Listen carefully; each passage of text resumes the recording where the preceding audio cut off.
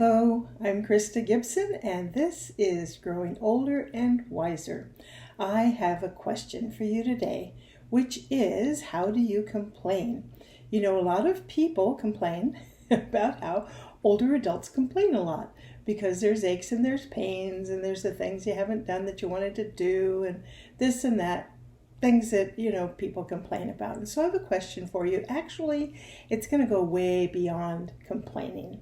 So let me explain myself. A number of years ago, I took an online course. It was regarding self-healing.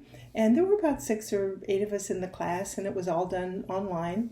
At that time, I don't even think we did Zoom. I think we just did telephone. Anyway, part of the course, partway through, we were teamed up with a buddy. And the idea was that we and our buddy person were supposed to get together once a week on the phone and support one another. And there were certain rules that we needed to follow, which I'll go through in just a minute. So I was assigned a buddy, and we would meet by the telephone for an hour a week, and we followed the format that we were given. And as I said, this was many years ago. I can't even remember how long ago it was. It's that long ago.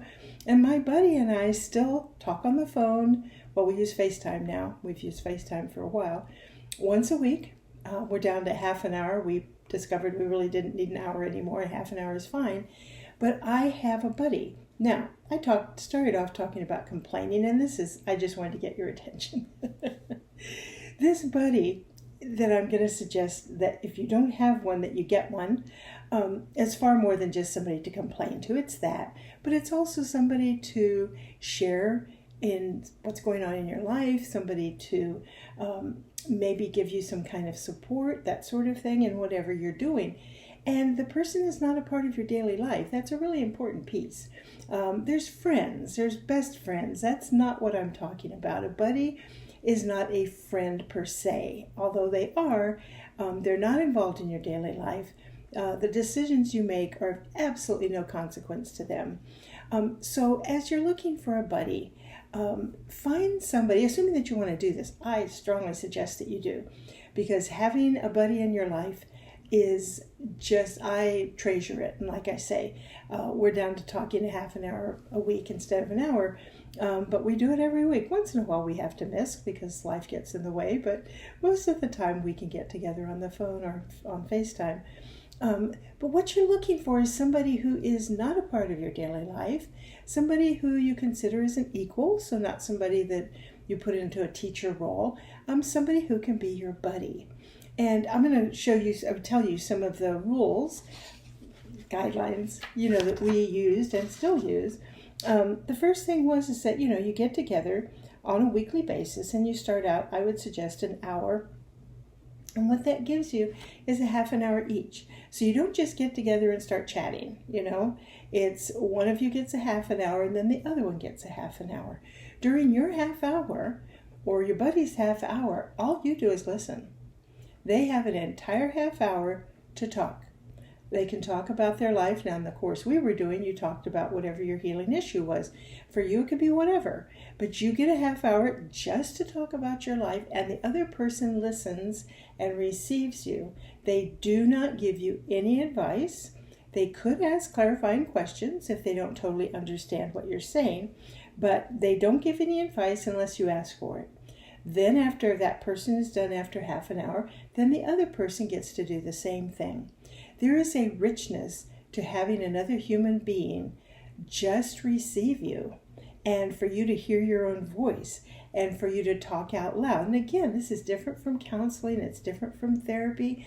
This is a buddy. This is someone who is your equal, who will not judge you, who supports you, and who ultimately over time you care about each other. First you hardly know each other.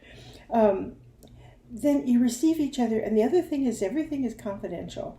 You don't share things with other people. So this is a place where you can go and talk about your life and be received by another person. The reason I brought up complaining is this is also a wonderful time if you do need to moan and groan and complain about things in your life. This is a perfect place to do it and a perfect person to do it with. because the person merely receives what you say. They don't judge you. They don't question you. They don't say, oh, gee, maybe you should do this. Maybe you should. No, they just listen and they receive. And that is so healing. It is incredibly healing. Many times, just hearing yourself complain about whatever it is makes you laugh. You see the humor in it. Or other times you see an answer. You go, oh my gosh, I can do this about this situation.